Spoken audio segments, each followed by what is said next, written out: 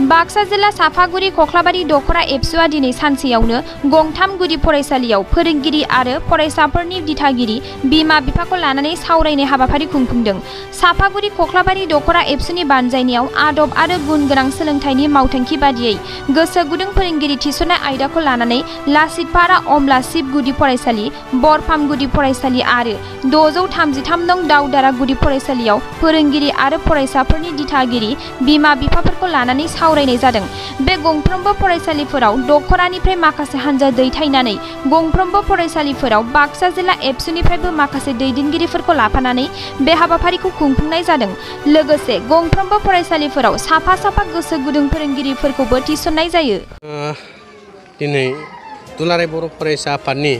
आदब आरो गुन गोनां सोलोंथाइनि मावथांखिखौ नोजोर होनानै दिनै बाक्सा जिल्ला दुलाराय बर' फरायसा आफादनि सिङाव थानाय सिके दखरा दुलाराय बर' फरायसा आफादनि बेन्दोङाव दिनै गासै मोनथाम गुदि फरायसालिफोराव बेसेन नाङै फोरोंगिरि जोङो थिसननाय बे हाबाफारिखौ मावफुंदों दखरा आफादनि मददजों। बेनि सिगाङावबो जोङो बाक्सा जिल्ला हिसाबै जोङो जफा दं दखरा दुलाराय बर' फरायसा आफादनि सिङाव जोङो बेबायदि बेसेन नाङै फोरोंगिरि थिसननाय हाबाफारिफोरखौ जोङो लाबाय आरो इयुन समाव जोङो दुलाराय बर' फरायसा आफादनि बे मावथांखिजों नोजोर होनानै जोङो बाक्सा जिल्ला दुलाराय बर' फरायसा आफादनि गुबुन जोङो दखरानि सिङाव बा बाक्सा जिल्लायाव बेबायदि बेसेन नाङै फोरोंगिरिफोरखौ जेराव स्कुल गुदि फरायसालियाव नोङो सिंगल टिचार जानानै दङ बा जिर' टिचार जानानै दङ बेबायदि फरायसालिफोराव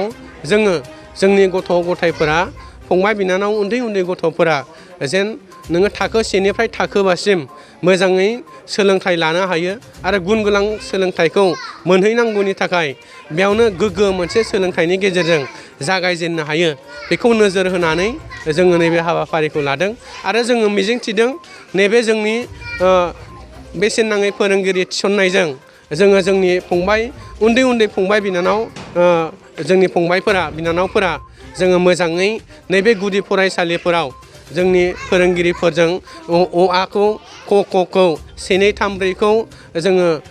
मोजाङै सोलोंलांनो हागोन आरो उन समाव बे सोलोंनायनि गेजेरजों नोङो गोजौ थाखोआव थांनानै मोजां मोनसे सोलोंथाइ लानो हागोन आरो दिनैनि थासारियाव जोङो दुलाराय बर' फरायसा आफादा हास्थायनाय बायदि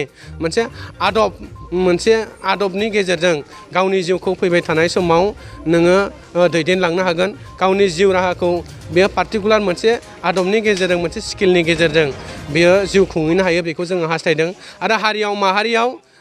सासे मोजां गोख्रों सुबुं सम्पद जानो जेन हाहैयो बेखौ जोङो हास्थायनानै दुलाराय बर' फरायसा आफादनि आदब आरो गुन गोनां सोलोंथाइनि मावथांखिजों बेसेन नाङै फोरोंगिरि थिसननाय हाबाफारिखौ जोङो लानाय जादों। गंसे फरायसालियाव जेराव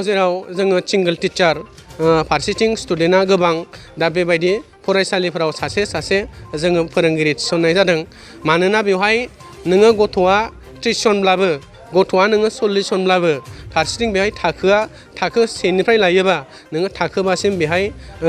थाखो जायो मोनबा थाखो जायो आरो बे मोनबा थाखोआव जोङो मोनसे थाखोआव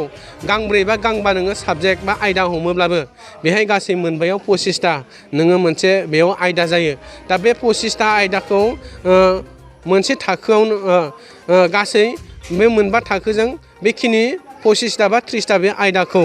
फोरोंजोबनाया सासे फोरोंगिरिनि थाखाय सम्भब जाया दा बिनि थाखाय जोङो बेवहाय जेराव नोङो सिंगल टिचार बेयाव सासे बा बहाबा नांथारगौआव जोङो 2 टिचारबो थिसननानै जोङो जोंनि उन्दै गथ'फोरनो मोजां मोनसे गुन गोनां सोलोंथाइखौ मोनफुंनांगौनि थाखाय जोङो बे मावथांखिखौ लानानै दिनै फोरोंगिरि थिसननाय हाबाफारिखौ जोङो बाक्सा जिल्ला एबसुनि गोबां नोङो दखरायाव मावफुंनो थाखाय जोङो लादों आरो दिनै स्पेसियेलि जोङो सिकियाव बे हाबाफारिखौ मावफुंनाय जादों।